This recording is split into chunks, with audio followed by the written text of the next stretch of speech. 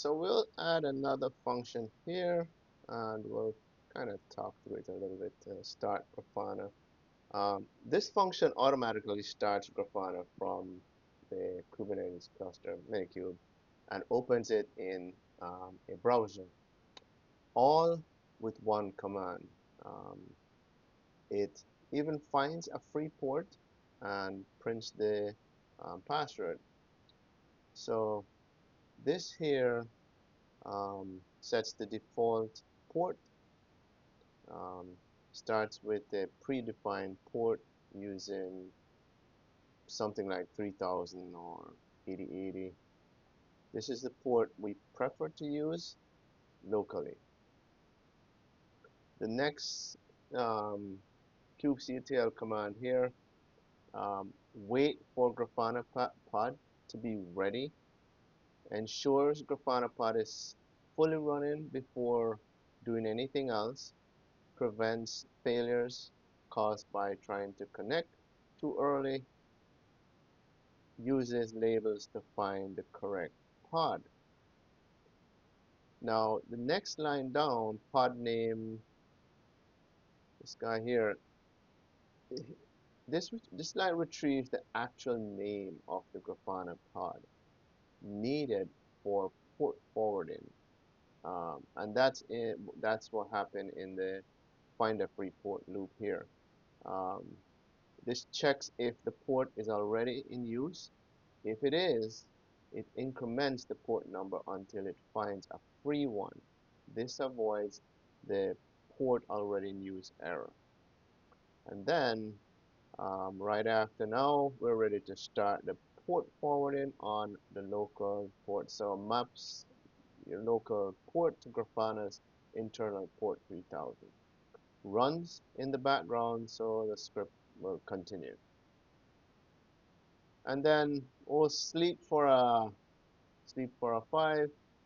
This gives Kubernetes a moment to establish the port forward, prevents opening the browser too early, because I did encounter that situation. And as you see there, now we're opening up the browser, which automatically launches the Grafana in the default web browser. Saves time from copying URL manually. So it's just a kind of nice to have thing, not actually necessary. And then we retrieve the password. So this fetches the admin password stored in Kubernetes secrets, decodes it from base 64 since Kubernetes stores secrets encoded, and then it prints the password to the screen, display the password so you can log in immediately. All right, so let's get some more helpful functions here. The function for finding the free port is that we used up there. That's what we use to find the free port. So all that is doing free node port, sorry. And then this one here functions that to find a free local TCP port. We'll do that. Won't walk through some of those because there's no sense in walking through them. All right. Oh, come on. Okay, so next we'll add a function that's gonna deploy the hello NGINX, right? So this script deploys a simple NGINX demo app to the Kubernetes if it's not already there.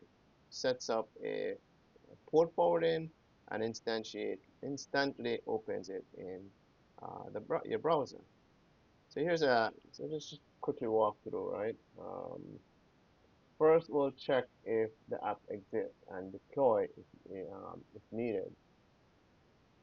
So checks whether hello NGX deployment already exists, prevents redeploying the same app every time. This here creates a deployment using official NGINX image and exposes it um, as a service so it can be accessed. We sleep for two, um, give Kubernetes a moment to spin things up, and then next we get the pod name. So this finds the pod running the NGINX app, uses a label to locate it. Choose a local port, 8080. The app will be accessible. In this case, it will just be localhost 8080. Next, we'll just say, okay, go ahead and start um, start port forwarding if not already running. Checks if a port forward um, process is already running in this port, avoids creating duplicate connections, and now map the to local port 8080 to the pods port 80. Um, that's NGINX. Runs in the background so the script can continue.